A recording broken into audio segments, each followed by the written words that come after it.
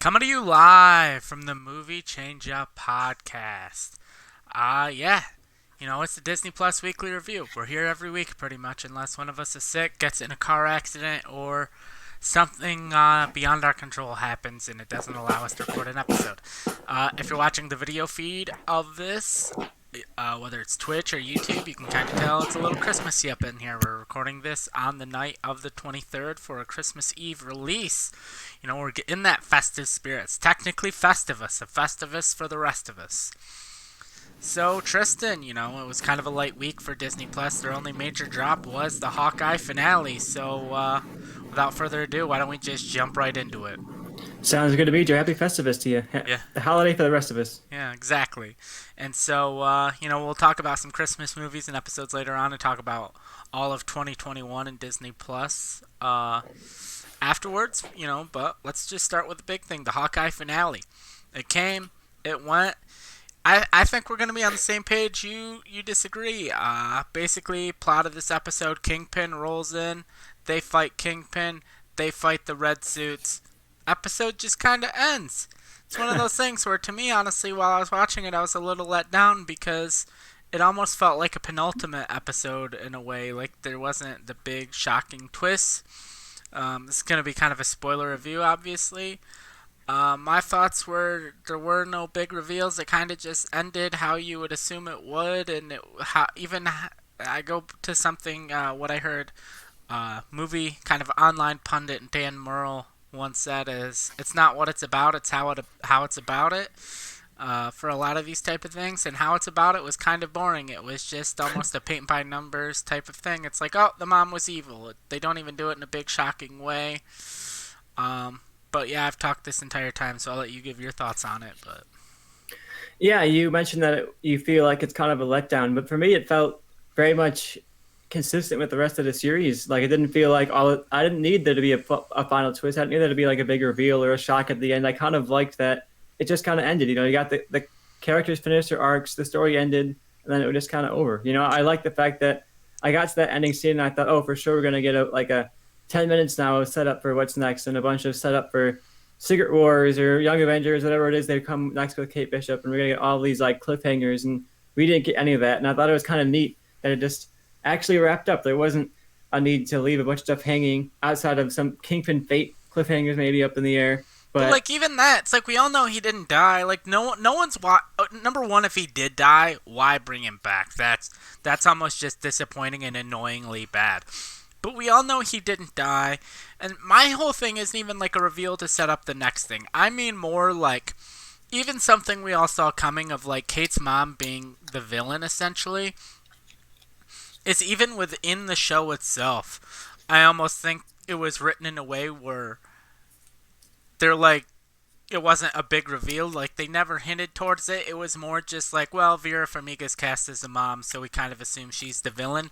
And then it's like, oh yeah, the mom's the villain, and it's like, oh okay. Like even in the universe, like Kate Bishop didn't even seem that shocked about it. Like I feel like even if it was predictable, I would have rather them treat it almost as a big reveal, and it was almost written in a way of like, we know we poorly wrote this and teased this so much and like basically telegraphed this so hard that you already should have figured it out, but like not written it in a clever way. I don't know fully how to explain it, but I feel like it should have been treated as a bigger deal that the mom was the villain, and it just wasn't. And that's probably my biggest gripe with this whole thing is I think if I was writing this, I would have had the mom be the big bad of this season instead of Kingpin, who's not even hinted at or touched at all until the last second of the penultimate episode.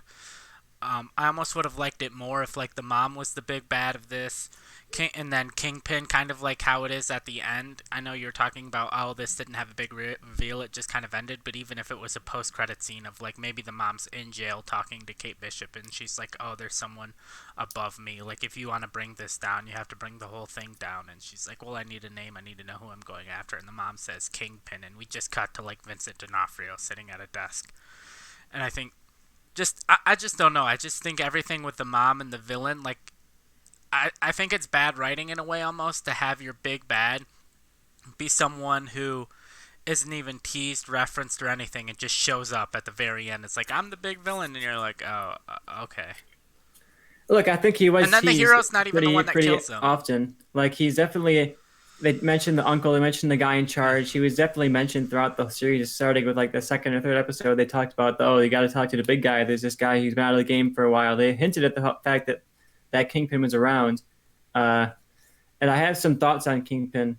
I feel like he was not quite as threatening as he was in Daredevil. He came off as kind of like this, like desperate and sad leader of the crime world who had no control over the people who were under him. He didn't Yeah. necessarily seem like the same character to me, and I I think that's definitely one of the flaws is that Disney seems to be wanting to bring out trending moments rather than like good plot reveals. They're like, oh, when can we drop Kingpin? So it's like max Twitter engagement, and Yeah. it's not like, oh, when does it fit the story? It's like, oh, when is it going to get the most engagement online, Yeah. and they seem to be more focused on, oh, we're going to drop hints so people are going to tweet about Kingpin.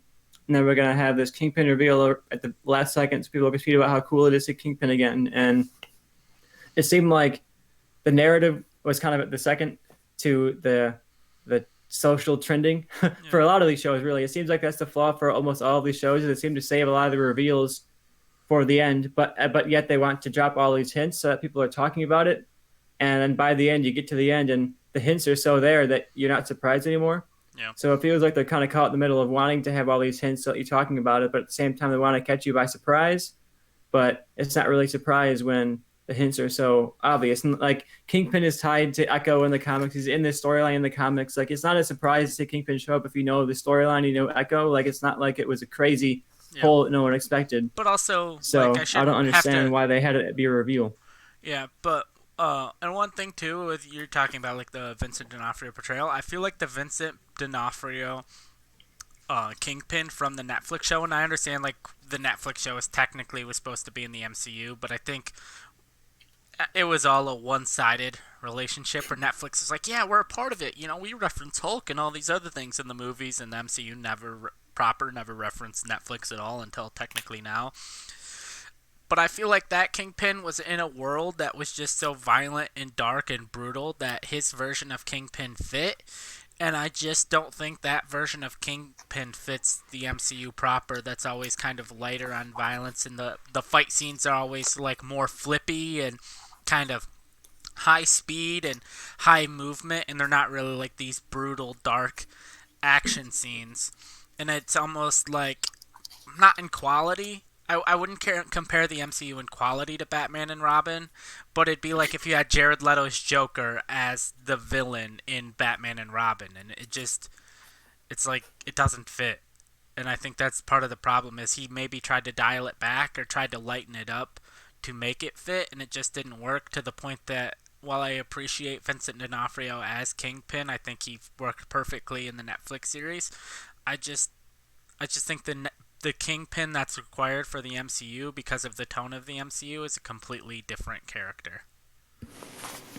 Yeah, and I think they have this middle ground. Vincent D'Onofrio gave a quote where he said, like, it's kind of the same character, but there were some dots you couldn't really connect. There's some things in the Daredevil show that wouldn't really connect to Hawkeye, some things in Hawkeye that wouldn't really connect to Daredevil. So it's like a soft reboot almost. And I do wonder if they're ever going to give us some, like, definitive answers of did these events in these shows happen, or are they just going to kind of leave it ambiguous and have the actors come back, whether it's Charlie Cox, who we know from quotes from Kevin Feige is still the Daredevil of the Marvel Universe. Yeah.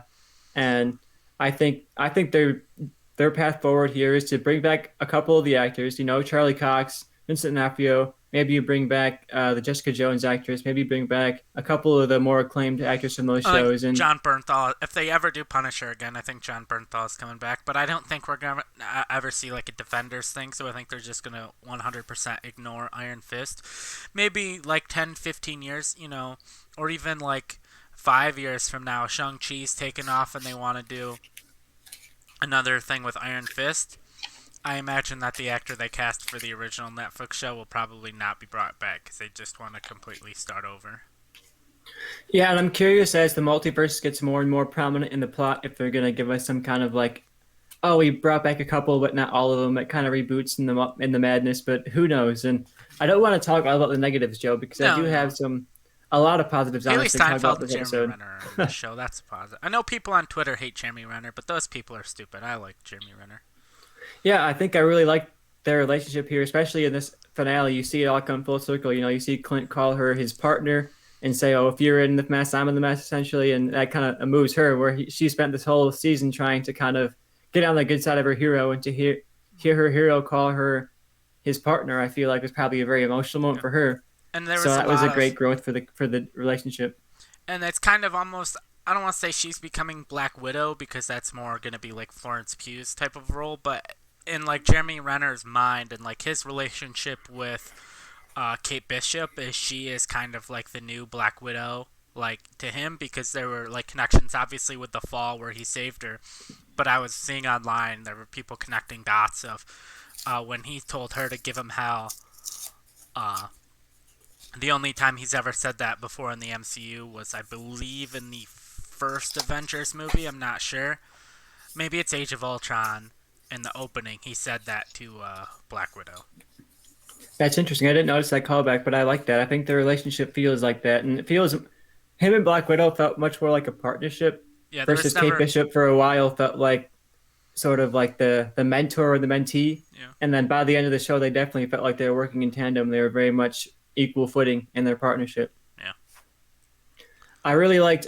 Speaking of their kind of partnership, I thought their kind of final action battle was pretty awesome when they were yeah. fighting the trenchcoat mafia and they had all these trick arrows and they're fighting on the ice rink with Christmas carols blasting and a big tree in the background. It was like the culmination of everything the season's built up towards. It was like the Christmas stuff, the trenchcoat mafia stuff, and then we're finally seeing Kate and Clint fighting side by side. It was kind of one of those moments where like I almost felt shocked of like I never thought I would see Kate Bishop and Hawkeye fighting side by side against the Trenchcoat Mafia on like the screen live action in front of me, let alone having it be Haley Steinfeld. Like it was a very cool moment to experience, and I it felt like Kate Bishop's Hawkeye really coming to life and coming into her own, and she kind of led this team too. I thought it was interesting that she had this team of whether it was the kind of her partners in this final battle where it was the LARPers that Hawkeye met earlier in the season. They kind of all came back together and were kind of her little team that she gave orders to, and that kind of felt to me like a setup for her to be the leader of the Young Avengers. And Yeah. she is clearly a good leader of young people too.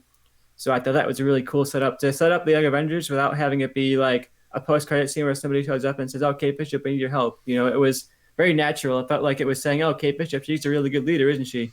You know, so when we see her show up for the next time, it's going to feel like, "Oh, of course she's the leader of this group. She's a natural leader." You know. Yeah, and if and continuing on the positives, the number one show, if Kevin Feige came to me and he's like, Joe, pitch me an MCU show, I'm telling him right now, do a Florence Pugh, Haley Steinfeld, Kate Bishop, and Yelena team up show.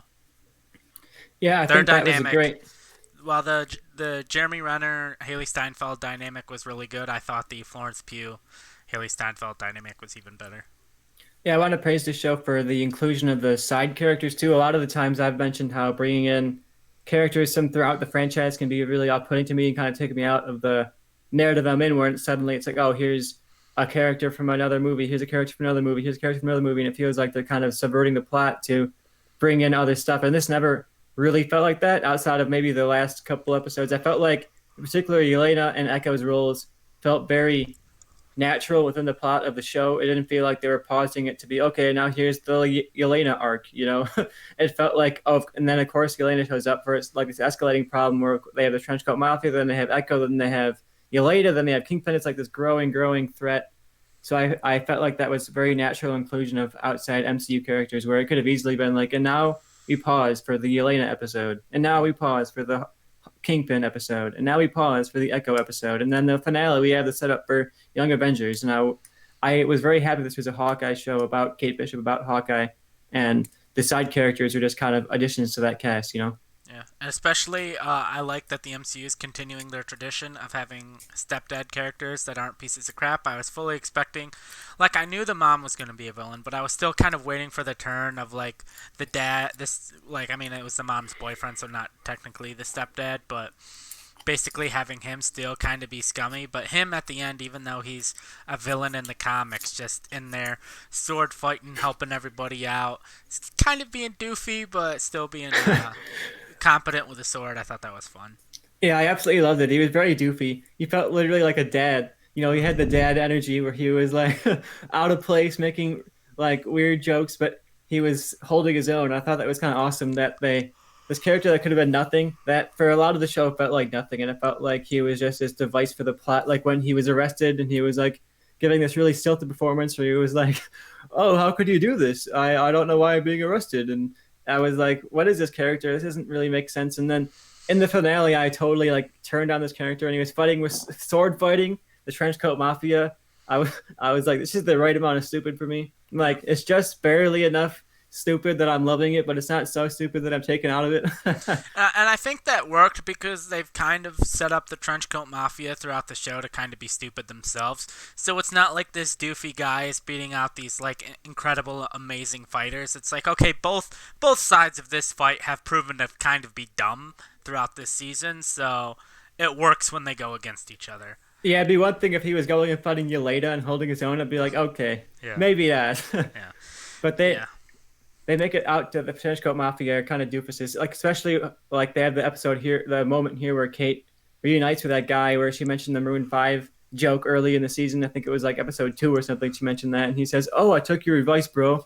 I brought my girlfriend to the Maroon Five instead." And I thought that was a really funny callback. Like in the middle of this fight, Kate Bishop's like giving him relationship advice, and she's like, "Man, what's with the gun then?" You know, and I feel like that was a very superhero, very Marvel moment where it's like just like, come on, man, you're better than this. Like the hero kind of believes in the villain in a way, you know, and I think that's something that Marvel does really well. Whether it's Spider-Man or something like that, you get the sense that the hero wants what's best for the villain too, and the hero really does want the villain to turn their lives around and like better themselves. And I thought that was very present in this. None of the villains were like outright pure evil. It was always like these people who have Wow. conflict, people who have like mixed well, you know, he's a killer but he has his girlfriend that he cares about and he wants to like better his life. And we know Kingpin is kind of evil, but we know from the Daredevil show he has this complexity still. He has his family ties that make him a little more of an interesting character.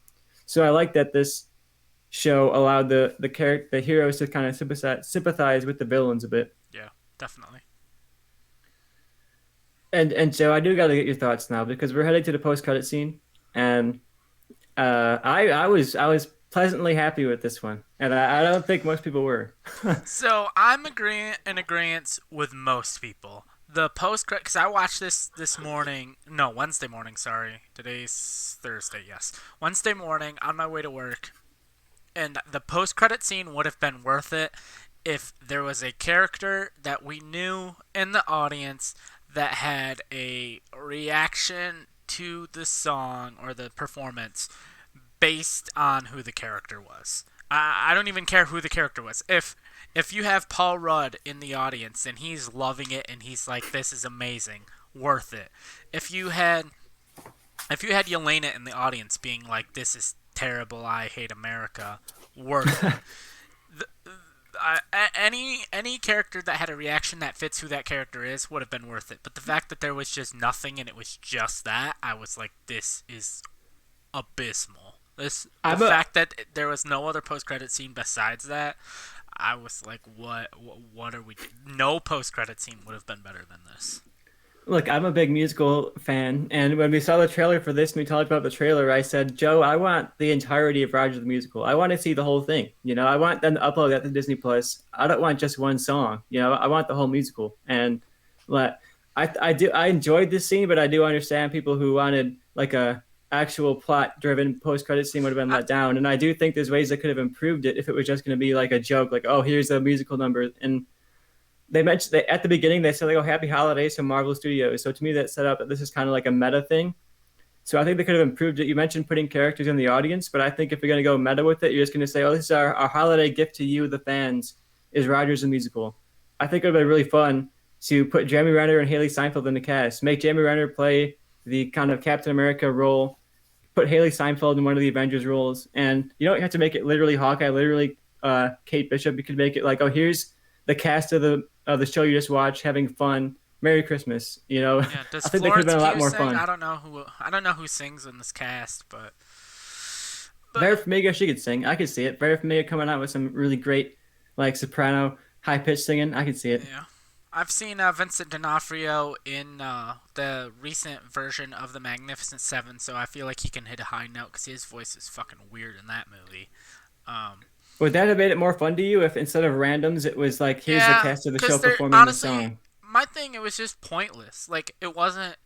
it wasn't well produced because like it was kind of unintentionally, or it was intentionally poorly produced because it was supposed to be like a real world like stage musical. Like the costumes looked bad, but it's not like they were supposed to in a way, and it was just all around pointless to me. Like I gained nothing from watching this. The song wasn't that good. The performance was whatever. Like I just it ended, and I'm like, I literally wasted the last 6 minutes of my life. I could have spent the last 6 minutes of my life doing literally anything else, and it would have been a better spending of my time. I think it could have helped too if maybe it was a different song because it was the same song we've already seen just extended. That's So it true. could have been better Maybe if it like was a like a Hawkeye funnier focused song. song. Mm-hmm. Because it was a Steve. I mean, obviously it's Rogers a musical, so it makes sense What it's if a even Rogers song. But it okay? would have been cool to get like Hawkeye's number. You know, I'm sure there was like a in a musical you're gonna give all the characters like a number. You know, especially Yeah, like an yeah. Avengers musical, That's you think all those Avengers are gonna have like their own song. You know. yeah. And maybe even okay if they're like there's a news thing like Haley Steinfeld or whatever is watching something on the news. So it's like after the success of Rogers the Musical and the events of New York, they're releasing an off-Broadway production of Barton the Musical, and it's literally a musical number that's basically a recap of the show we just watched. You know, like that would Mm-hmm. have been something that I felt was better than uh, that garbage song we got. I had fun with the song. You know, I was smiling I the whole hated time. it. I laughed I at a thought it was couple of the funny horrible. jokes, and it was obviously like it was a tongue in cheek kind of song, and it was. I understand they wanted to be like, oh, it's this goofy musical, but I also it's like there are good musicals, and like if you're gonna give us the whole post credit scene of a musical song, maybe don't make it like a parody, you know? Yeah, I guess it was written by the people that did Hairspray, so that's something. I feel It like makes they could sense. have done. It's hairspray esque. You know, it could have been better. That's all I'm saying. Look, all I'll say, Joe, is if Disney Plus tomorrow was like, we have the entire Rogers musical. It's like a 3 hour epic. You watch the whole thing. Three I would hours, I'm be out. watching it right now.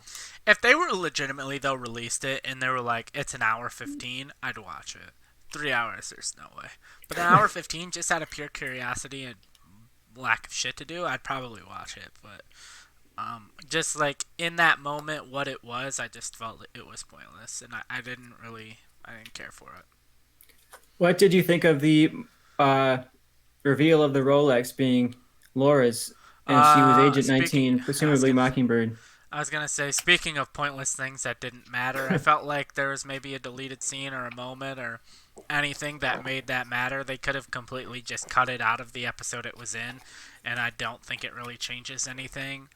Um, it was just a nice reference that the wife used to be in Shield, but like I said, I thought there was gonna be a moment where uh, the villains invade the farmhouse, and we just see the wife just have a crazy fight scene, and I feel like that would have made it, worth it. But again, why? Okay, cool. She was in Shield. Did we really need all of this setup for that? I feel like that could have just been a line, a reference, and not an entire build-up. Just be like, hey, she was in Shield. I guess. Okay. It's a reference to a character from the comics. Cool. I didn't read the comics, so I don't care. Yeah, I appreciated it because I was like, oh, it's cool that they're confirming that she was essentially this Mockingbird character in the comics. Clint kind of falls for this Shield agent who is the character's name is Mockingbird, her superhero name is Mockingbird, and Laura from the MCU is very loosely based on that character. And this moment seems to confirm, I guess, that she is that character. And I wonder if that means we'll get more from her at any point. If Linda Cardellini is going to slam it down for Disney Plus anytime soon. If she's going to have a role in Secret Wars, you never know. I think Secret Wars is going to be essentially like the multiverse of madness of Disney Plus. They're going to bring in a kind of weird cast of characters and mix it up a bit. So I could see that coming back in Secret Wars of having her be sort of like, oh, here she is, Mockingbird, or I could see her being some kind of leader of the Young Avengers too, if they wanted her to be like a combat advisor or a trainer or something like that, because she has the field experience. Yeah.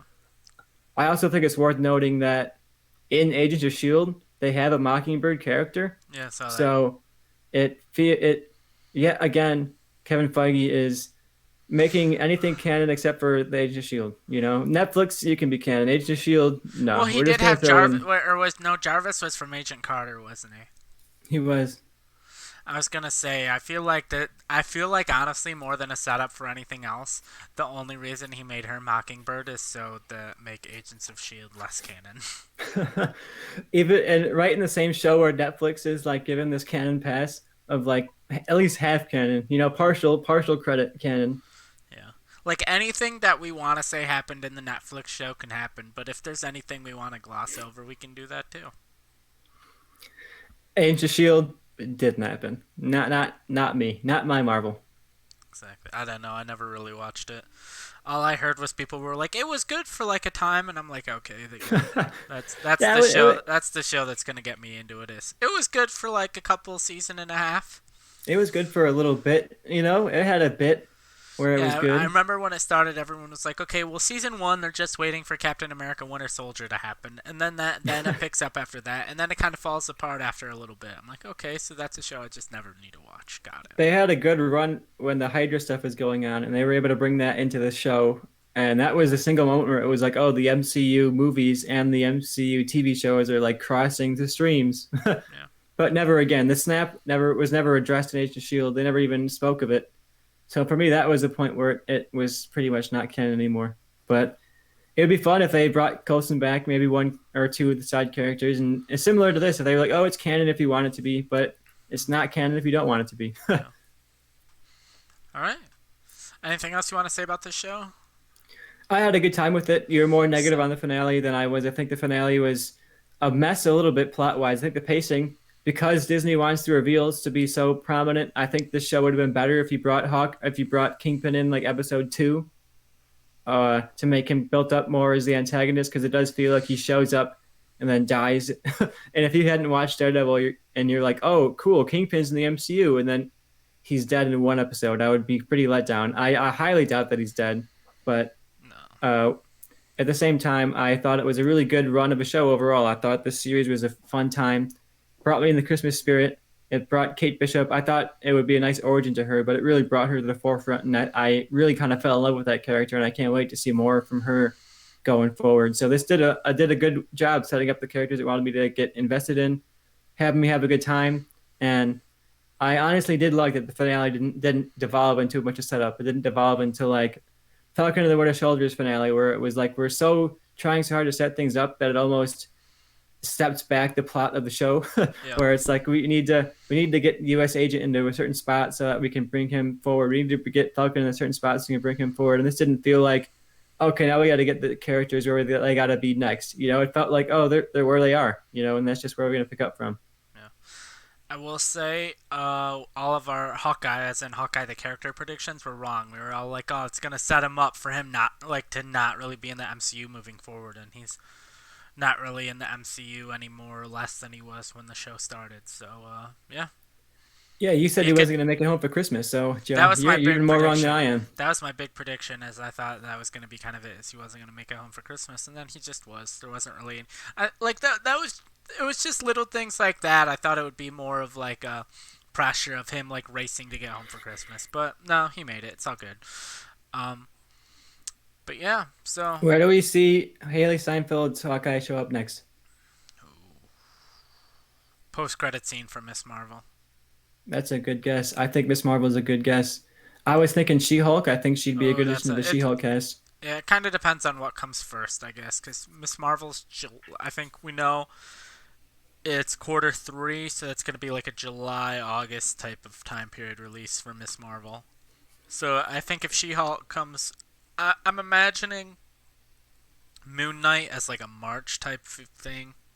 I could be wrong. It's definitely next because it's what we have the most on. So why would they release like a trailer and stuff for that and not? I mean, we have like that kind of teaser promo trailer for She-Hulk, but nothing really substantial. So I think Moon Knight's next, and then yeah, I guess She-Hulk is after that because we at least have that teaser trailer. We haven't really had anything for Captain Marvel, so yeah, that's. I think She-Hulk's a possibility, but I don't know if she's like Young Avengers or kind of where she's gonna fit into this whole thing. Yeah, I'm curious. I'm wondering too if we're gonna get. You mentioned that Charlie Cox is seemingly back as Daredevil, and he in the comics has a romantic relationship with She-Hulk. So I wonder if he'll come in as her love interest at some point in that show, and that could be his introduction, similar to Kingpin in this, but he'd show up for like maybe 2, 3 episodes as her love interest, and you'd be like, oh my god, it's Daredevil, and maybe they fight side by side, something like that. Similar to if you watch the Netflix shows, Luke Cage's role in Jessica Jones. He was the love interest of Jessica Jones for a couple episodes, and then later on was Luke Cage. Yep. So I would be excited to see Daredevil show up there, and that could be a place for Kingpin to show up again too. I know we have the Echo show, so we'll surely see him and Echo, maybe even Haley Steinfeld there again, but that won't be for a little while. I think if Daredevil's going to have another love interest again, I think it's going to be Echo, because I think they fit together. You have the blind guy and like the deaf woman coming together. I would like that. That's a good crossover too. And they both have like the dark past. She's more dark than he is, I guess, but they both have like that criminal past, and I would like to see that. Actually, that'd be a really interesting relationship. I don't know what the age difference is there, but I wouldn't imagine it is that high. No, yeah. Yeah, I don't know. As far as the characters, I'm gonna see what the actors are. Yeah, but I'm looking forward to it.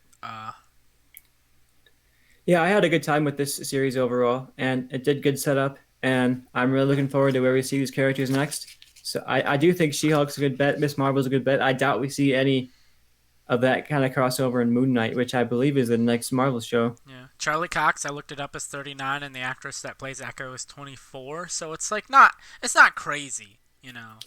A couple of years from now, we could pull it off. Yeah, when he's like 41 and she's like 27, it's still like kind of weird, but whatever. I'm still guessing for She-Hulk. I think they're going to get the Charlie Cox She-Hulk love story. Tatiana Maslany. Maybe he's Charlie just going to be Cox. a man whore. That's a hot couple right there. Run through all of the women of the Disney Plus MCU. I love it. Come back for the next Kate Bishop show. Oh, God. Or she's 22 and just... And he's like, hey. How you doing? All right. I'm blind. Well, my last mentor was deaf, so what are you going to do? What are you going to do?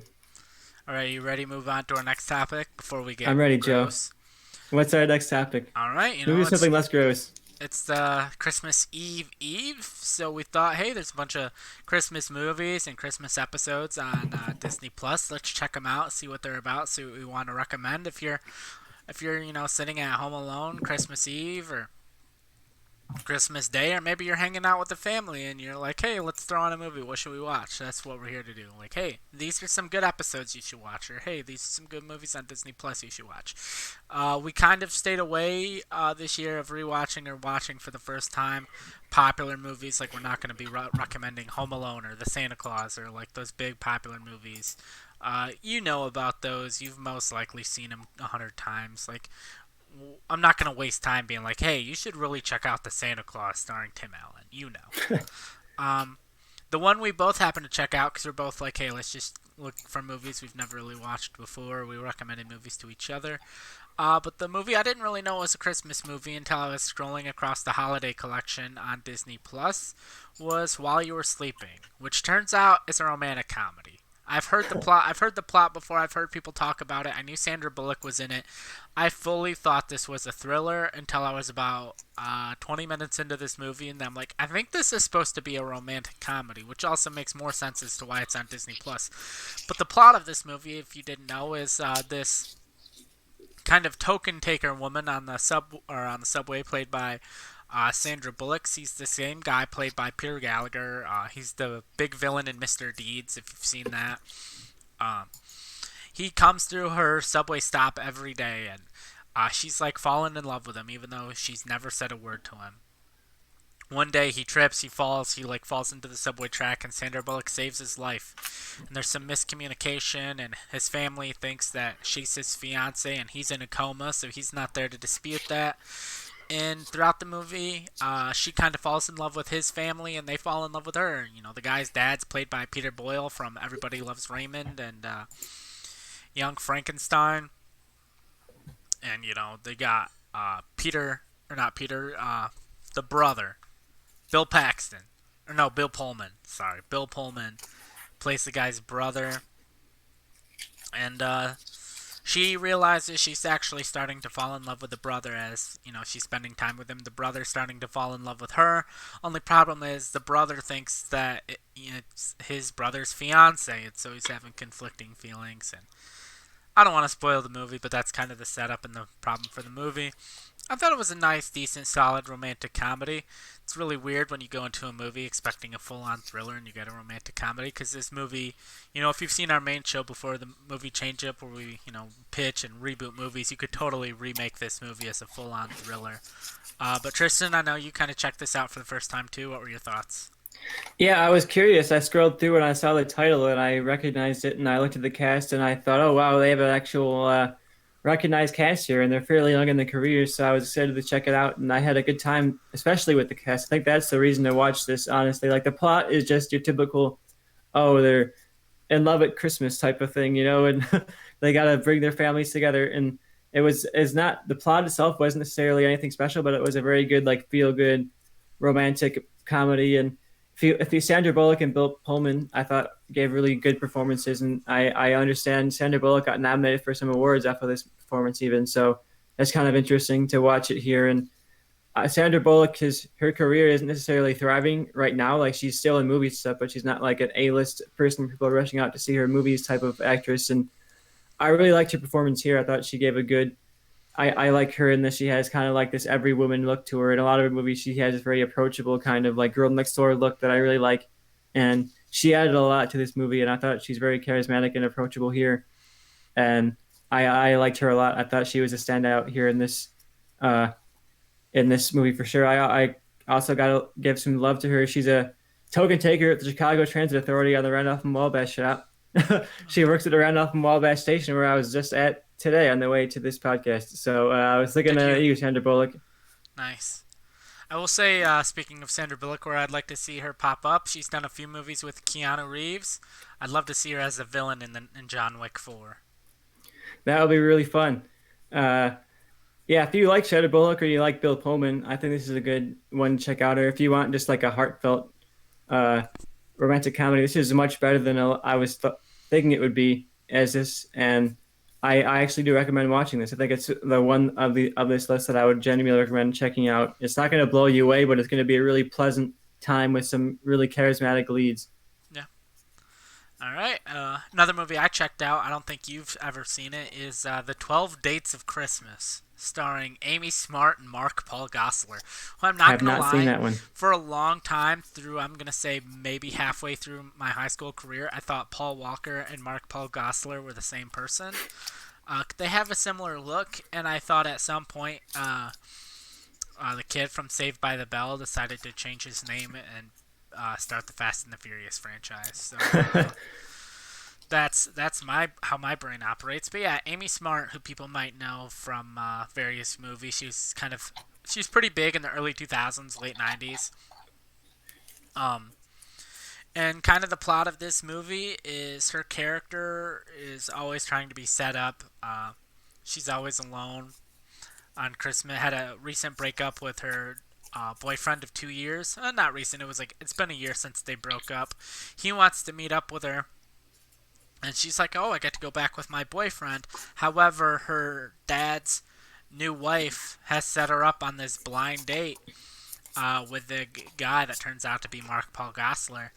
And she kind of ditches the date halfway through to go meet up with her ex-boyfriend, and it turns out her ex-boyfriend was like, "Hey, I figure you missed the dog that we got together, that we got when we were dating, that kind of went with me after the breakup, and I'm going up to my cabin to propose to my now girlfriend, so I was wondering if, I figured you missed the dog, I figured you wanted to watch it." And she kind of tanked her date just to meet him for that to happen. Well, earlier in the day, she fell and bumped her head. And so at midnight, she goes back in time, and it's a Groundhog Day situation. And she keeps repeating the day over and over. And it's basically exactly the typical Groundhog Day situation of she has to become a better person. The only problem with this movie, she wasn't exactly that terrible of a person to begin with. Sure, she treated Mark Paul Gosselaar shitty on their date, but it's only because she wanted to get back with her ex-boyfriend. Honestly, if you love cheesy, dumb, Hallmarky type movies, check this out. It's well made for what it is. If you like cheesy, dumb, Hallmark movies, don't appeal to me at all. this ain't either. Like, this ain't gonna be for you. I kind of like those dumb movies. Still had some appeal to me, but it's not like good. It's adequate for what it is. I'm kind of over the whole Groundhog Day situation. The best movie to do it was the one that did it first. I know maybe you correct me if I'm wrong, but I feel like Happy Death Day to You wasn't exactly about becoming a better person. It was more of just like a I need to figure out who's killing me situation. Right, Tristan? Am I wrong? Yeah, it was definitely not like. Well, there's an element to improving yourself in that any movie, really, but it was much more of a murder mystery, much Yeah. more of let's figure out what's happening here. Yeah, I think if you're going to use that Groundhog Day device, stop doing the going to become a better person out of it. Like, that's the main goal. Just, it's been done. You're never going to do it better than Groundhog Day. If you're going to use that device, use it for a different reason. That's my only word of advice to people. But yeah, 12 Dates of Christmas. Have I made it sound appealing to you at all, Tristan? Look, I mean, I can be a sucker for some Hallmark romance once in a while. It's, especially in the Christmas season. It's fun to be wrapped up in the time of love, Joe. So I'd be down to checking that one out. I love some Oh, cheese. if you want to not feel bad about spending Christmas alone, maybe don't watch this movie because that's the main character's problem is they're like spending Christmas alone and they're sad and depressed about it, and it just made me feel even more sad and depressed about my situation. Look, Joe, we don't got to be alone. We're together through the podcast. We have some family across the world. Yeah. I Anything watched some cheese. anything I know I recommend. Well, I didn't recommend, but I said, hey, there's this movie I grew up. It was on Stars a lot, and I watched it a lot during the Christmas time. I watched it on repeat. I enjoyed it in my youth, but I've always kind of been afraid to see it as my adulthood. I think I did watch it last year during Christmas time, but I was pretty drunk, so I don't remember it. Tristan, tell us about your experience of watching the Jonathan Taylor Thomas Jessica Biel classic, I'll Be Home for Christmas. Yeah, talk about an all-time classic. I watched this because Joe recommended it in I did not 1998. recommend it. I did not. I said watch it for me. Look, I watched it for Joe. I guess you can say that. He didn't recommend it. He just enlisted me to watch it. So I took up the charge and I watched it. Yeah, Jonathan Taylor Thomas is in it. Jessica Biel is in it. I think Jessica Biel is. It's interesting. It's interesting, Jessica Biel. I mean, a well-known name in a fairly young role, and I think it came out 1998, so that's like right in the era where it would have been prime for us to be watching these movies. So I think it was a good time for you to watch it when you were a kid. I'll say that much about it, and I'll also say 23% on Rotten Tomatoes. I think that's a little bit harsh. A little bit harsh. I wouldn't say 23%. I would say it was solid. I would say it was passable Christmas cheese. The one you pitched to me just a moment ago sounded a bit more enjoyable than this because it sounded a bit more aware of itself and in its own cheese. Wow. This one was okay, though. It kind of follows a teenager played by Jonathan Taylor Thomas who is gone away to a boarding school for the holidays, and he's kind of spending the holidays here at this boarding school.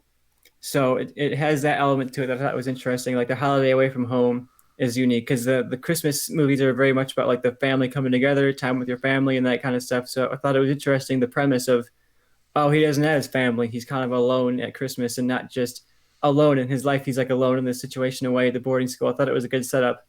And it very much has police, or it has Christmas like within the plot, which I thought was really interesting. Like you wonder for some of this Christmas movie, the Christmas is like in the background. It's there for like the structure, but it's not really like ingrained into the movie. But there's a whole plot about like a Santa Claus race that he enters into, and Oh yeah, it I feels remember like the Black Santa that's just like sprinting past everybody. oh yeah, he's going.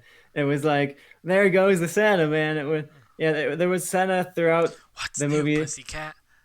I can't. Every time I'm like listening to like the '70s or the '60s radio station or something, and What's New Pussycat comes on, I always go back to him sitting between those two old ladies in the car, having to sing that shitty ass song. Yeah, and I also thought it was funny that the at the race the police that are like patrolling the race are in Christmas tree costumes. Oh yeah, That was a nice little touch. So there's little touches here. I think this is a solid watch. Honestly, it's not. I would have put it at the top of the list of your Christmas movies, but if you're genuinely desperate and you're sitting at Disney Plus and you're like, man, I've seen Santa Claus, I've seen all of the top tier Christmas stuff. I want to get something that's kind of off the beaten path. This is a good, solid off the beaten path one, and you have actors that of '90s stars that are in it. So Adam that kind of added Lavorgna. it added some nostalgia to me where I was seeing people like Adam Lavorgna pop up, and I was like, oh, I know him, and that was kind of nice. So I would, especially if you're like a '90s kid or early 2000s kid, and you may have watched something of this era when you were young, this could give you some nostalgia in the heart. But if you're not from that generation who would get joy out of just seeing something from 1998 be cheesy and bad and have Santa racing and cops and Christmas costumes, and the ending is him stowing away on a cargo with the dog named Ringo because he can't get home in time for Christmas and he doesn't have his ID, so he has to like stow away on like the cargo part of the jet, like where the luggage is at. So it's kind of a fun ending, and yeah, I had a good time with it. I'd recommend it if you're genuinely looking for something off the path to watch, and if you have some '90s nostalgia, especially. Yep. Yeah, it's from what I remember, it was an okay, adequate movie. Another movie I watched starred one of my first celebrity crushes of all time, and that's Christina Milian. It's on Disney Plus, obviously. It's called Snow Globe. Movie. It's not very good. I remember watching it as a kid. Came out in like 2008-ish. So I guess I would it's like middle of my high school career, but I only watched it for one reason, and that's Christina Milian. And she looks good in that movie, and just the ability to look at Christina Milian for an hour and a half is really the only reason to watch it. Plot of this movie: she somehow stumbles, and she's like in this family, and this family like bickers and argues, not like violently. It's a ABC Family production, back when ABC Family was a thing, and it wasn't called Freeform. Like it's this mixed race family. They bicker, they argue. It's just like your typical kind of what you would expect out of a New York family. And she's kind of tired of them bickering and arguing all the time, and she just wants to be happy and everyone getting along. And then she finds this snow globe, and somehow she's able to magically transport herself into this snow globe, where everything's just perfect and amazing all the time. It's like this little Stepford Wives Christmas community. And then she kind of realizes over time, at first, like it's all perfect. Like, oh, this is exactly how I want Christmas to be. But then she realizes, like, no one ever bickers, no one ever argues. It's always perfectly happy and nice all the time. And she's like, this is boring, this sucks. And she realizes, like, at the end, like, especially when one of the people from the snow globe start to leave the snow globe and come into the real world, and they're like, nothing makes sense. You have a little bit of, like, that elf scenario.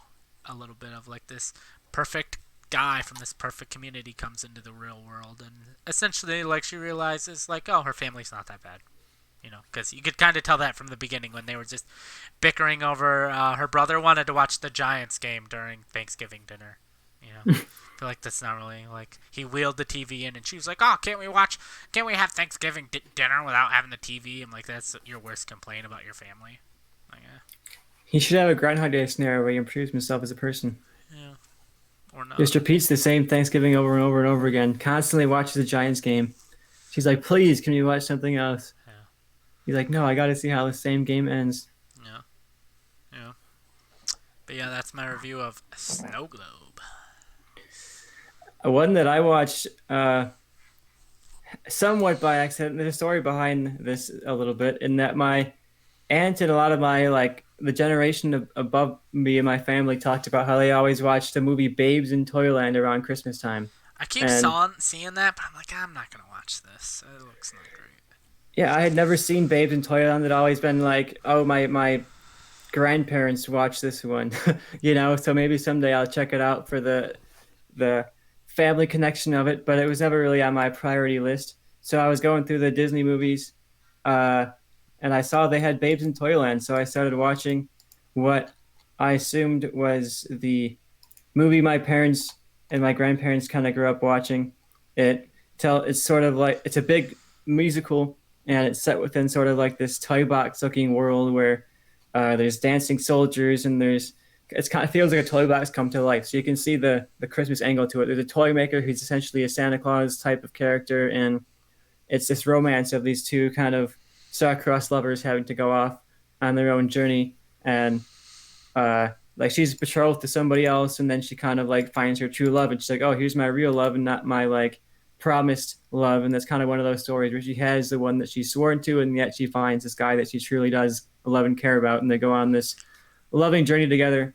And I was watching the Babes in Toyland on Disney Plus, which is from, I believe, the 1960s, 1964, I want to say. It was very colorful. It was Technicolor, so I love Technicolor movies. I think they look gorgeous. Like even terrible ones I'll watch because they just look incredibly cool. I love the visuals of Technicolor movies. I think the colors really pop. If you, like Wizard of Oz is a Technicolor movie. If you see the colors of Wizard of Oz, you can see what the color probably looks like in Babes in Toyland. Very bright, very candy colored, very vibrant. So if you like the look of Wizard of Oz, you could probably like checking this out. It has a similar vibe where it's like they're escaping to a kind of fantasy world, and similar to how Oz is like this, almost like a toy box come to life in a way. Like you have these very colorful characters and these very vibrant kind of sets, and this has the exact same thing: very vibrant sets, very colorful characters, and memorable musical numbers. This is a really fun time. But I will say, as I was watching it, I was like, man, 19 late 60s, maybe even 71. That feels late for my aunt, my grandparents to be watching this. 70s, they wouldn't be growing up on this. So I looked it up and I realized I'd watched the wrong Babes in Toyland, because there are in fact 3 versions of this movie.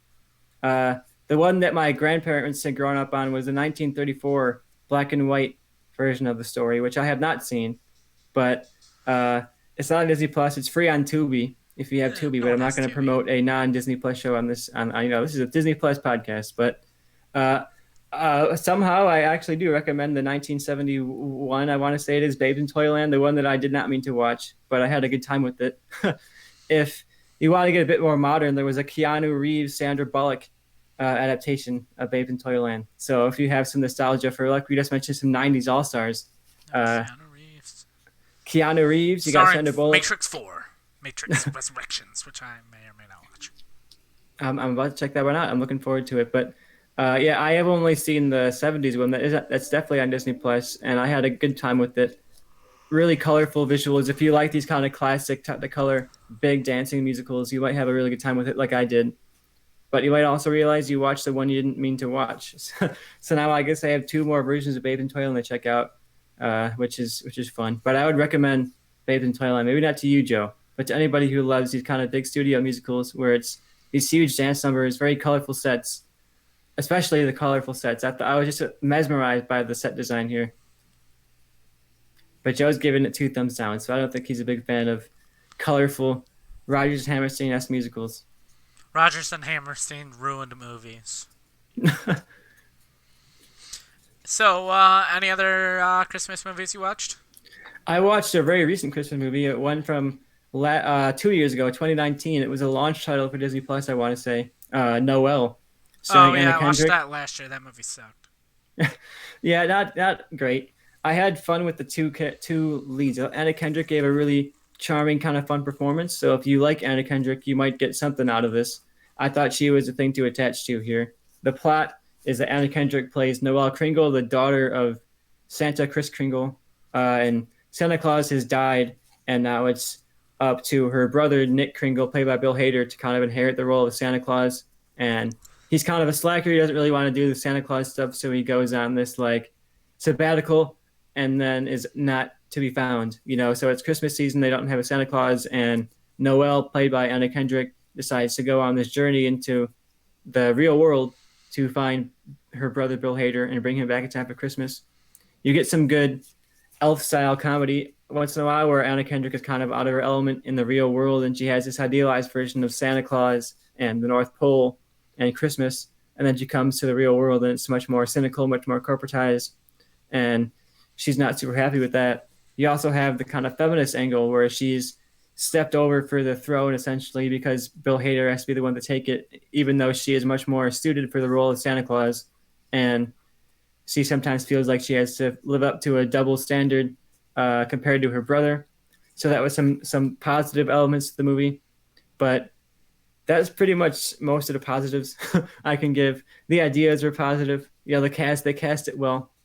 but Yeah, I it's was his looking at the execution. cast. I remember liking Julie Haggerty, who I think is underrated as a comedic actress. She was great in Airplane, great in What About Bob, and I remember her being, Mrs. Claus in this movie, and I remember watching it, being like, she's good in this, and I feel like she was never used as well as she could have throughout her career. I think she could have been one of the big like female comedic actress stars, and she just never was, even though she just gave great performances throughout her career. Yeah, this is a okay movie. I guess I wouldn't say it sucked, but it was certainly It not. sucked. It's not going to enter the pantheon of Christmas movies. It was probably the worst of the ones that I watched in this lineup between While You Were Sleeping, Babes in Toyland, and Noel. It's What just about something to I'll Be say Home for because Christmas? and I'll Be Home for Christmas. I would put honestly like around the same level of this. Maybe it has a bit. They both have like their two or three good cast members, and like a passable story to get them to do cool things as cast members. Yeah. While You're Sleeping was a bit better than this, though. I would say this is certainly the bottom of the barrel. Yeah. All right. Any But if you like Anna Kendrick and if you like Bill Hader, I would say it might be worth checking out. You get some fun Anna Kendrick quirkiness. You get Bill Hader being kind of this goofy slacker version of Santa Claus. It's fun yeah. in that way. Any other Christmas movies you'd recommend that you watched on Disney Plus besides the big obvious ones like Santa Claus and Home Alone and whatnot? Those are all the movies that I watched. I watched a couple of TV shows, Yeah, but that covers the movies that I watched. Did you watch anything else? no. I just was gonna jump into some TV episodes. For the most part, I'm gonna be honest. From what I watched, if you didn't really watch the show itself, I don't know how well the episodes standing alone will work because I remember, like, as I was watching it, I'm like, okay, I know these characters. It was kind of fun to go back and watch TV episodes and like unlocking memories of like I knew the next line even though I'm like it was weird because there were like episodes I'm like I don't really remember watching next episodes and the characters would be talking to each other and I'd be like and I'd say the line as they said it. I'm like I don't even remember the plot of this but somehow I remember like all of the lines which doesn't make sense. Happened a lot Mm-hmm. with I watched a Sweet Life of Zach and Cody Christmas episode where there's snow and they're locked in the Tipton Hotel. Uh, and I watched two Christmas Girl Meets World episodes, which barely had any Christmas in them. So I would say if you're looking for some Christmas, you can just skip the Girl Meets World episodes, as well as the Hannah Montana episodes, because there's barely any Christmas in the Hannah Montana Christmas episode. I thought it was funny in the Girl Meets World episodes that they call it the holiday tree. We're going to our holiday party. I don't think Huh. they literally say the word Christmas anywhere in Yeah. at least the first episode of Girl Meets World Christmas episode. I think I may have fallen off of the show by the time they got to another one, but I I, did watch that show week to week for a little bit. I never watched it week to week. I just looked up all of the ones that had the recurring characters from Boy Meets World in them, and just watched only those episodes. And I wish I could go back in time and let them know that there's going to be a thing called Disney Plus, and that would be much more suited for a premise like Girl Meets World than the Disney Channel is, where you can be slightly more adult. Like I would love a I mean, you can't do it now, but I would love to live in a world where Girl Meets World never existed on Disney Channel, but existed on Disney Plus with a similar tone as Kame Aloha MD. Yeah, I mean, I thought Girl Meets World overall was a bit of a letdown, and Yeah, I it was. think I watched the majority of the show, and I think the Christmas episodes I remember looking forward to. Me and my brother watched them together when they were on, so I have some memories of it. And I remember us both pointing out the fact that it was really weird they don't say Christmas. Yeah. It felt like they were trying to be like unnecessarily aware of other people. It was like we're going to celebrate Christmas but not say Christmas at Yeah, all. I hate when they do that shit of like just say Christmas if you're gonna do Christmas, or if you want your character to be Jewish, then they're celebrating Hanukkah. Like there's a Hanukkah episode of Even Stevens, and as someone who's never celebrated Hanukkah, I don't feel left out because I don't care. He celebrates Hanukkah, so let him celebrate Hanukkah. That's how the world is, man. Speaking of, I did watch the David Stevens episode. It's I didn't watch it this year. I think I did watch it last year, and it's a good episode from what I remember. Like it stands up. It's one of the few Yeah, ones that it do. I think. season one, episode 15 it was, and I included it on my watch because I thought it was interesting. I wanted to cover sort of the subgenre of like a direct parody of a Christmas movie. I feel like that's something that these shows do all the time, where they take the premise of "It's a Wonderful Life" or "Christmas Carol" and they very like directly parody that with their characters. And this was a very direct "It's a Wonderful Life" uh, parody. So the main character Lewis is played, of course, by Shia LaBeouf. This was his breakout role as an actor, but he kind of hits his head and has a dream sequence of what the family would be like if he wasn't in it, and what the world would be like if he wasn't in it. And it's I liked it because it ties into Hanukkah while also tying into a Christmas movie. Yeah. So it was like a little bit of both, and I thought it was fun to see Hanukkah represented Oh, on TV. Very interesting to see, especially like in the early 2000s. It wasn't necessarily the era of like we have to represent everything, and we've hit a time now where people are more aware of like there's more than one view of the world. Maybe we should try and represent different perspectives more often on media, and that's sort of a very active thing in media right now. So in January of 2001, this episode to come out and uh, at least to make an attempt to look at something beyond just the corporate Christian Christmas. yeah. I thought that was a really fun touch, and I, yeah, di- the direct parody is always fun. I didn't end up doing a rewatch of it, but I saw it when I was flipping through. There's a Kwanzaa episode of The Proud Family, which I feel like as a holiday kind of died out. I don't think Kwanzaa is really a thing in the black community anymore, but they tried. I also watched that one. I hadn't seen that one before. It was 7 Days of Kwanzaa, season one, episode 11. I thought it was really interesting as well because, yeah, like you said, Kwanzaa, and especially 2001, it was very much a new Oh yeah, thing, and definitely that. not necessarily a new thing in the world, but a new thing like in the United States, a new thing to be like a mainstream holiday, and it's part of the plot. Like the family here's about they kind of invite this other family into their home for Christmas, and they celebrate Christmas together, and the family that they invited in says, "Oh, why don't you guys come celebrate our holiday? It's called Kwanzaa." And initially, the dad and the family are like, "Oh, what's this crazy spiritual holiday coming into my Christmas?" And this is not what I signed up for. And they have this apprehension that I imagine a lot of the audience had as well, where they came in like, Kwanzaa, what is this African holiday coming into my United States? And I think that they had the outsider perspective of coming in and seeing the value of the Kwanzaa holiday and what it means to the other family, what it could mean to them. I thought it was a interesting episode. I tried to cover in my watch through stuff beyond just traditional Christmas episodes where it's like, oh, the family has to come together for like a party and something goes wrong. Are they going to get into party done in time?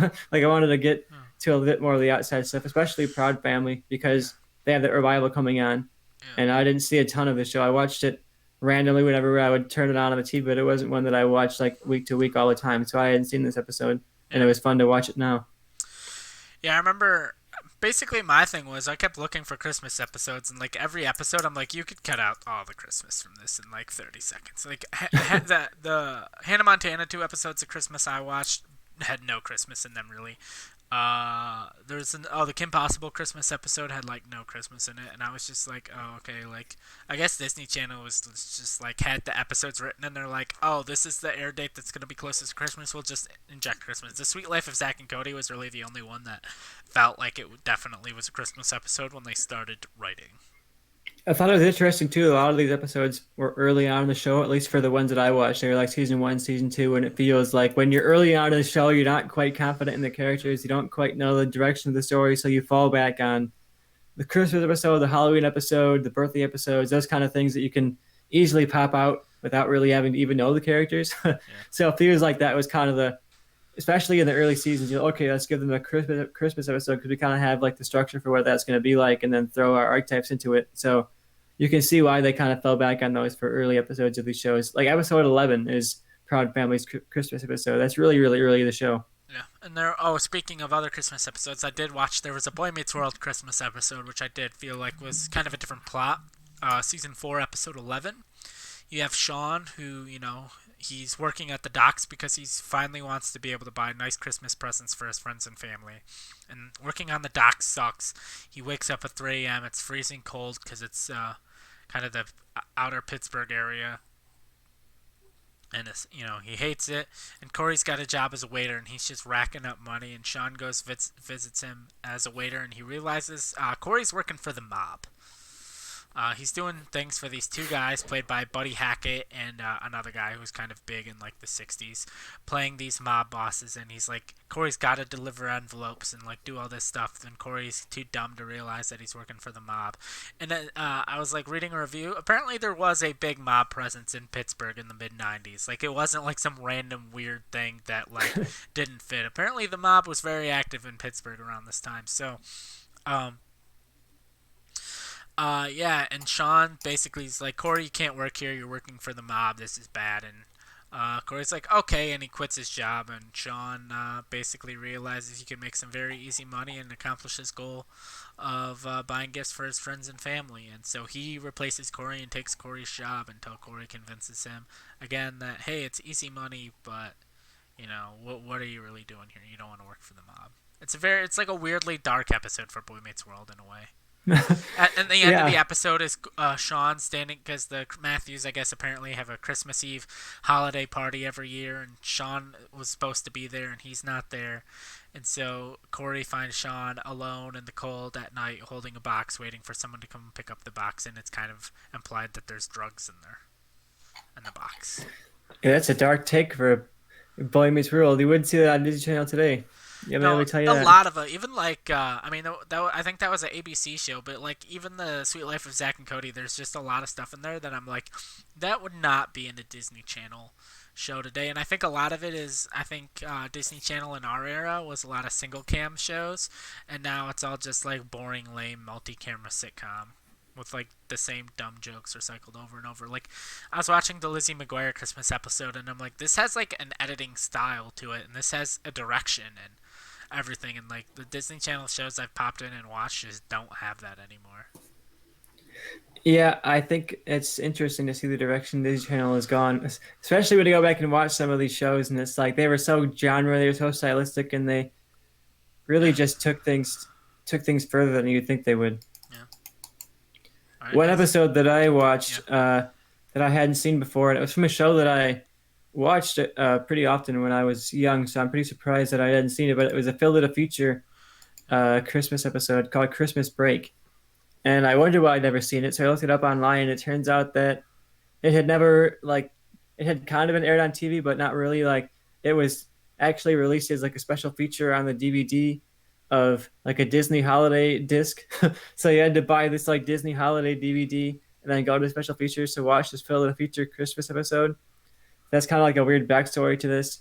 And it was like a couple of years later aired on, like maybe a year later aired on TV for that Christmas. So, but you had like an entire year of time where the only way to watch this was to buy this random DVD called Disney Channel Holiday and watch the special features.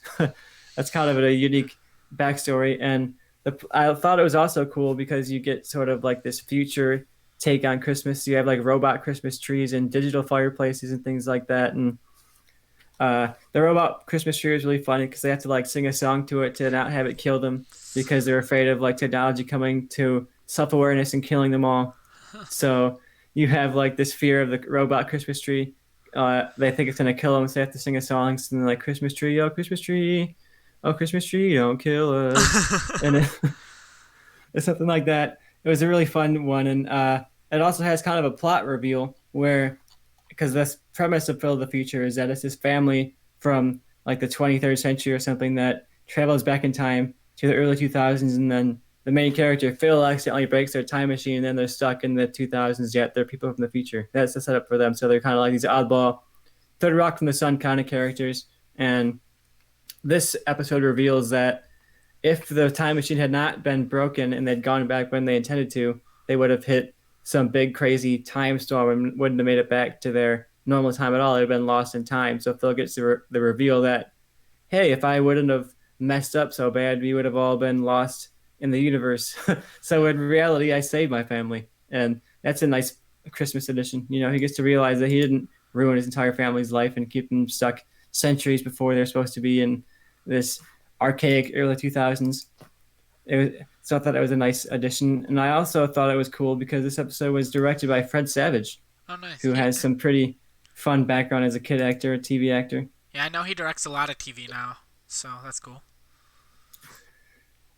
Yeah, so if you have any interest in Phil in the Future and you maybe missed this episode, or you just want to get some some early 2000s cheesing you. This is not going to be a great episode or a great holiday classic. It very much is like aiming for kids in some instances. Like there's a point where uh, they have like a fireplace, digital fireplace like on the screen, essentially like you'd get for like the Yule log on Disney Plus, and one of the characters runs up with like a marshmallow on a stick and tries to roast a marshmallow over the TV.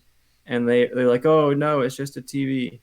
And like that's a joke that doesn't work for an adult because it's lame. Yeah. They're obviously intending for kids to laugh at that. So this was not aiming entirely for me, but I had a good time with it. It was fun to see how they brought the Christmas tradition into the future and changed some stuff like robot trees and things like that, but still kept the traditions alive. So if you want to see a somewhat unique take on a Christmas setting, I think the Phil of the Future one is a solid watch. Season 2, episode 15 is how it's listed on Disney Plus. All right. Ready to move on to our? I mean, I know it's going to be a long episode, but it's Christmas break. People got time to watch our Yeah, I show. think we've covered everything. Get any more episodes or anything else you want to talk about, Joe? No, I think that's it. Watch Christmas shit. It's Christmas time. It's It's Christmas Eve. Christmas, you know. It's gonna be Get Christmas in the Eve when you're season. watching this. Unless I upload it tonight, then it's gonna be Christmas Eve. But either way, you're gonna be watching this on Christmas Eve. Watch some If there Christmas was shit. one thing that we talked about today, you'd recommend they watch, what would it be? Of everything we talked about. I'm gonna say it's the one that's probably the best of what we watched, and that's While You Were Sleeping. Yeah, While You're Sleeping was definitely the best that we watched, I would say. Uh, if you're looking for something a bit more modern, I thought Noel was watchable. Joe doesn't agree with me on No, that it one, sucked. It but I was. had a good time with the performances in that one. I don't care about the performances. The story was lame, and everything was lame. Even the performances were lame. All right, so you ready to quick kind of go through our 2021 rewind? What we liked, what we thought was garbage, mainly the movie Noel. Yeah, we've gotten to the end of the year, so it's going to be a good time to look back. Yeah, Disney Plus's second year in existence, and a pretty full one. They had a lot of stuff this year, considering all of the problems of the real world. Yeah. What was your highlight of 2021 as far as Disney Plus goes?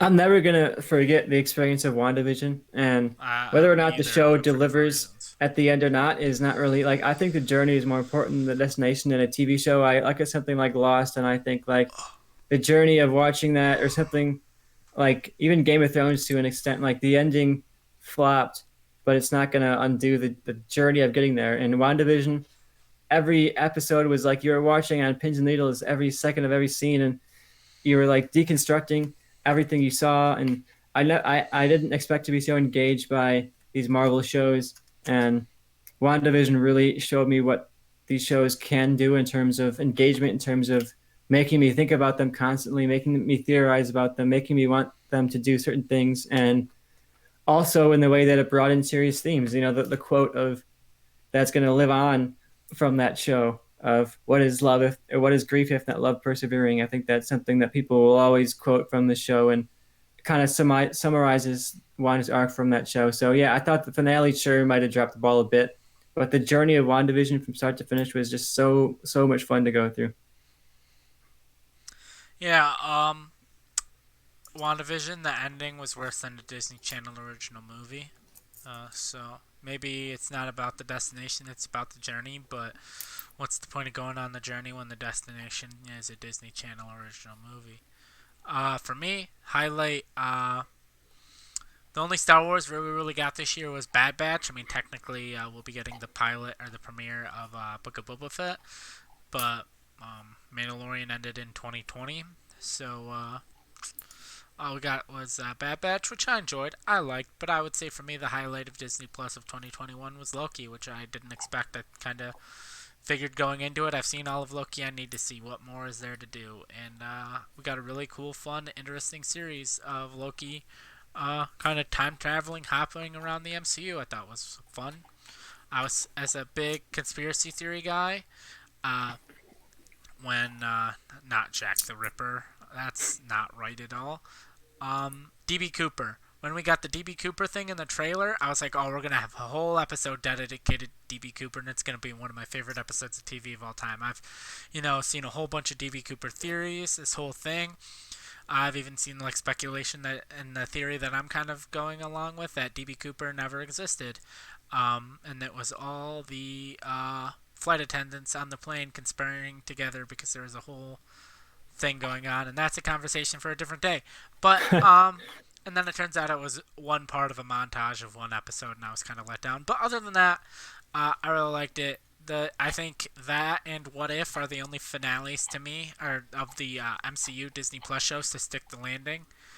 And yeah, Loki, and I will include What If as big highlights for me. As far as Disney Plus, any letdowns for you? Things you were, what were you most? I don't want to say what was the worst thing, but what were you most disappointed by on Disney Plus this year?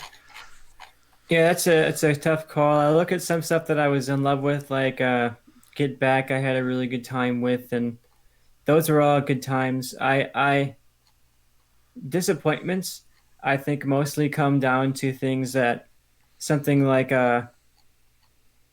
Monsters at Work was a pretty big disappointment for me. I'm wearing a Monsters Inc. shirt right now. I'm a big fan of the source material, and that was a really solid premiere, a good entrance to the series that, like, immediately I lost interest, and I have so little interest in going back and watching it again. And for a return to a universe that I loved so much, I would have liked to have been grabbed a bit more by that than I was. And might be one that I go back and watch at some point, like if we have some random break where there's nothing getting dropped or something like that, and I'm really desperate for something to watch. But it feels like this kind of just came and went, despite the big cast, despite the like good animation style. It it didn't feel like it resonated much with me or with anybody among really like the Disney Plus community. I didn't see anybody tweeting about this, talking about this, so it's kind of a shame that a turn to a really acclaimed franchise for Pixar was just this nothing show. Yeah, I will say I forgot highlights for me. I said we only got one Star Wars thing. That's a lie. We got Star Wars Visions, which I really enjoyed. We talked about that a bit before, so you can go back and find that conversation. But Yeah, yeah, that was a great one. I thought that was definitely a highlight in terms of like the creativity, the variety of those shorts. It was comparatively to What If 2, I thought what Visions was a much more ambitious, much more engaging take on the similar premise. And yeah, Visions I would definitely recommend. Even if you're not a Star Wars fan, I think you would like Visions and it's worth checking out. If you have no experience with Star Wars, I think you'd still get something out of Visions. if you're a fan of old samurai films, watch the first episode of Visions, and then Yeah, if that grabs you, watch. Just keep watching Visions. If that doesn't grab you and you're an old samurai film fan, then the rest of it ain't definitely ain't gonna grab you. Another thing I know you watch for Star Wars, maybe you wanted to include it more for our previous conversation, but I included it in the thumbnail so people might be disappointed if we don't talk about it, and that's the Phineas and Ferb Star Wars special. Oh, I had a great time with that. Not related to 2021 or Christmas or anything, but it was. I mean, it came out years ago, but it was good, and it was kind of fun. Like Phineas and Ferb essentially like travel into the Star Wars universe and exist within the background of the Star Wars movies, and rather than like interrupting the plot or they're in a room where Luke Skywalker comes in and has a conversation with them, it's like their actions, unbeknownst to the main characters, to us, like they essentially are happening within the background of the movie. You can go back and watch the movie and be like, oh, that blaster shot right there that killed uh, that one stormtrooper, that was Phineas. Yeah, like there's these random connective things that make it fun. Like, you know, when C-3PO and R2-D2 are getting into the escape pod and that blaster goes off from the side and scares 3PO into the pod, like within the context of this special, that was one of them shooting and scaring the two of them into the pod. So like Phineas and Ferb are the instigators of the entire Star Wars saga by getting C-3PO and R2-D2 off of that ship just in the nick of time. Nice. So I thought it was really fun the way they weave this into the original plot of the original trilogy, and it's such a fun. It's just an interesting way to work around the story of this without interrupting it, without changing it, without like going in and saying, okay, and now we're gonna have like an alternate take where Luke does this thing that didn't happen in the movie. Everything you see on the screen could feasibly plot wise have happened within the movie of Star Wars. So I thought it was a really cool way to do it. And if you're a Star Wars fan, if you're looking for just like there was a Star Wars holiday Lego special drop this year that was solidly fun, but nothing really great or special or anything. And this is miles above that. This is like actually really fun, really funny, entertaining. Brings references into the franchise that you wouldn't expect and some you would expect, but short and sweet and watchable and on Disney Plus. So I definitely recommend it. If you're in your holiday break, you got yourself like a 40 minutes to spare, however long it is for this, I'd recommend it. It's a pleasant, enjoyable watch. All right. For me, as far as disappointing, it's gonna be something you maybe brought up, and that's the Star Wars Lego Halloween special. I thought was not good. I didn't care for it. I've seen better Lego stuff, mainly Lego Batman, Lego Movie. I feel like with the money of Disney Plus and Star Wars and all of this, you could do so much better, and it was just like a crappy anthology series or like anthology thing that was not good that I didn't care about. Yeah, I thought their Lego special last year was better. The holiday special they did Yeah, was better than the Halloween one. yeah. Um, I feel like we'll probably be on agreement of this, but what is your biggest surprise? Like, what's the thing that you were like, I didn't even know this existed, and then I watched it, and I'm like, this is great, or just what was your biggest pleasant surprise? You weren't hyped for it, but then you watched it, and you're like, I enjoy this. I'm sure our easy answer is going to be Dookie Kabe Aloha, which we literally watched entirely for this podcast, and then it turned out to be like actually pretty good. And it's a shame that it wasn't a big trending thing. It's a shame it wasn't, We may tried. not be picked up for season two. I wonder.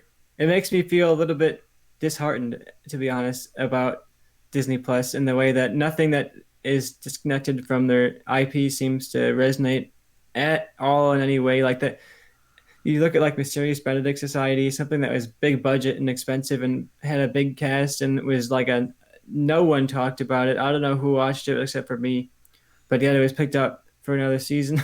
like I it's interesting to see what succeeds and what doesn't on this platform.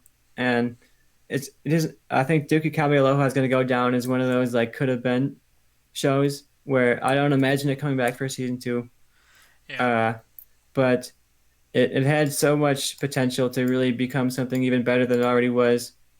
But yeah, if you haven't seen it, I think it's worth a watch on Disney Plus. It has a pretty definitive ending too. So if it's not going to get a season two, I feel somewhat happy with where we wrap things up. Yeah, another show I enjoyed, I wouldn't say pleasantly surprised by it, but I went in hyped, is Mighty Ducks Game Changers. Alright? It's a fun show, man. I feel like it's pretty much in tone with the first Mighty Ducks movies, or first Mighty Ducks movie. If you're a fan of the Mighty Ducks franchise, definitely should check it out. I don't even know if it came out in 2021, but it's worth talking about. Yeah, it did come out in 2021, so I can talk about it. I mean, even if it came out in 2020, this is my show. I can do whatever the fuck I want. Sorry for swearing. I try not to swear Yeah. on this show. But yeah, basically, it's Mighty Ducks for the new generation, and it's fun. And everyone should watch it if they're a Mighty Ducks fan. Uh, that's one that I have not checked out, but it has been on my list to check out. Another Uh, show. Oh yeah, keep talking. I will say one that might be a surprise for you and that had its second season this year was High School Musical, the series. Uh, we had season two this year, and season one was a very, very big surprise. One for me where I thought, oh, I'll watch a couple episodes. I like High School Musical; it'll be fine. And the first season really enraptured me and captured me with the characters.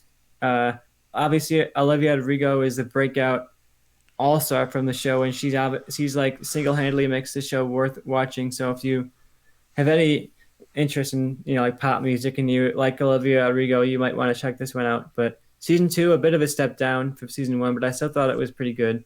You came into it very blind, so I would love to get your thoughts on it as one of the final notes of 2021.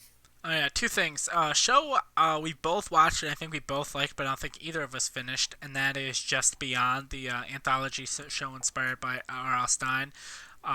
Everything I saw was very good. If you're a kind of Twilight Zone, Black Mirror fan, and you have like a young teenager in your life, and you want a show you can watch together and bond over, I'd highly recommend Just Beyond.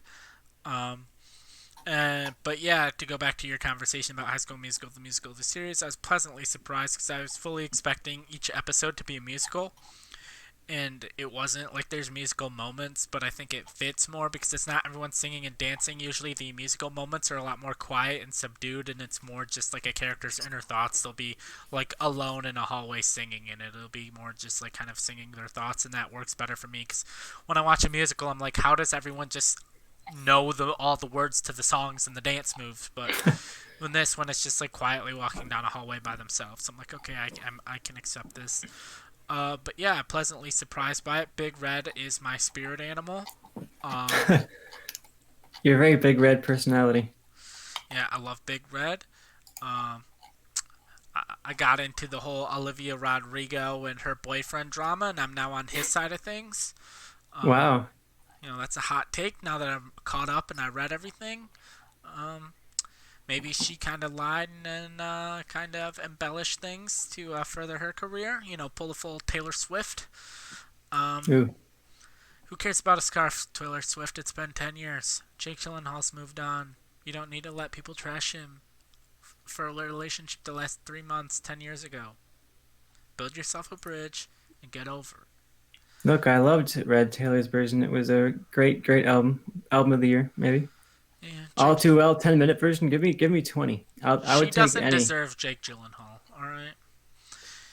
But yeah, High School Musical, the musical, the series, solid show, solid teen drama. Someone who like grew up on a lot of those like weird ABC Family teen dramas. It lines up perfectly with them. I'm not ashamed to say I've caught some Secret Life of the American Teenager, marathons on ABC Family in my high school days. And who knew I was just learning about the life of Aaron Rodgers' wife? Just watching her, watching her become a Autobiography. rising star. Um, One thing was not a 2021 well, then you can't release, talk about it. even It's against close, the but it was rules. something that I watched in 2021 that I was very impressed by. One that I thought, surely this is only nostalgia. Surely my memories of the 1994 Spider-Man animated show are not accurate. They cannot be, and maybe they weren't, but I ended up binging through quite a lot of this show. Maybe it was because I was in unquenched hype mode for Spider-Man No Way Home, and I wanted anything Spider-Man I could get. So I watched this, and one thing that I'll praise about this show is it's a perfect binge because it grows, it escalates so much. Like the beginning of it is just Spider-Man in New York fighting like Hobgoblin and the normal villains, street level stuff. And I was like, I'm used to this stuff. I've watched a couple episodes of this. I'm gonna skip forward like a season. You skip forward, you go down, and suddenly Spider-Man is like an intergalactic defender of Earth, and he's fighting he's fighting like these cosmic beings, and like in the finale, it's like this. They essentially do like a 6-part Secret Wars arc for the final season of the show, and bring in a bunch of Marvel characters and multiverse Spider-Man to cross over, and it I love the escalation of it from street level Spider-Man to this huge galactic level story, and it feels kind of fun to watch that character grow. And if you have nostalgia for the show, I'm sure you'd like it. But if you just want to get more Spider-Man in you after No Way Home, it wasn't enough to get Then all watch those Into the Spider Spider-Mans. Verse, the best Spider-Man movie. It is a great Spider-Man movie, but it's not on Disney Plus. This is on Disney Plus. And I think for the '90s animated shows between this and X-Men, it's been a really nostalgic year for me in my binges. So that was one of my top watches for the year, even though it didn't come out in 1994. I had a really really good time watching through that. All right. Anything else to recommend or watch or talk about for 2021? No, it was a great. I mean, it was a great year, honestly. Beatles Get Back, I thought was really, really good. Had some just incredible, incredible moments of creativity caught on screen. I thought that was just one of the best movies I've seen all year, if you can call it a movie. You can also look at something like the Muppets Haunted Mansion. That was a That was okay. uh, pretty good one. Yeah, you look back at the year and you miss some of the stuff that we covered and talked about and then moved on from. But yeah, a pretty solid year. Whether it was rewatches of old stuff or the new stuff that dropped, I had a good time with it. And from what it looks like, we're going to talk, I believe, next week about 2022. We're going to be coming in with like a 2022 preview for the beginning of the year next year, where we're going to go through what we expect and what we're going to get for 2022. But from what it looks like, it'll be an even bigger year than 2021 was. So we may Do you want to be do a quick? flooding. We could talk about something real quick. A leak came through via a gift from the Lucasfilm to their employees. That may be nope. I don't know if you saw what Okay. I I saw. wasn't I sure of sent the it to you. context of that. You I sent me that sent picture, and I was like, "What is this?" It's just a thing. I sent it to you. Let's see. So we have. I'll go to my. I sent one to my other friend, and I think I sent him more than I sent you. So it's this gift box that I believe inside is a record player. That's not important. So there's 8 titles on this, 4 on one side, 4 on the other. We have Indiana Jones 5, The Book of Boba Fett, Andor, Obi-Wan Kenobi, Willow, Star Wars The Bad Batch, Star Wars Tales of the Jedi, and Star Wars Visions. Now, which one of these is not like the other? Joe, what is Star Wars Tales of the Jedi? I have no idea, and neither does anyone else. But apparently, that's something Lucasfilm is working on. Yeah. So, where did this come from? My first reaction was to think that it was a Star Wars Visions type of thing. That's what the name gives me in my mind. But it also, I mean, like, there's a Tales of the Jedi comic book run that could be kind of adapting in a way. I wonder if they could go with that. It's a Legends run, of course, at this point, but that could be an Cutting out. I don't know what he's talking about. I can't hear him. I can't hear you. You're talking. You're glitching. Glitch. adaptation. I don't know what he's saying. Anyway, so here's what I'm thinking. I don't know if he can hear me. I'll reiterate him if he comes back. But right now I'm going to mute his mic so his glitchiness doesn't keep coming through. Anyway, so on one side of the box, if I was smart, I would have put the graphic up. On one side of the box, you have Indiana Jones 5, Book of Boba Fett, Andor, and Obi-Wan Kenobi. Those are all verified, basically live-action projects. On the other side, you have Willow, Bad Batch, Tales of the Jedi, and Star Wars Visions.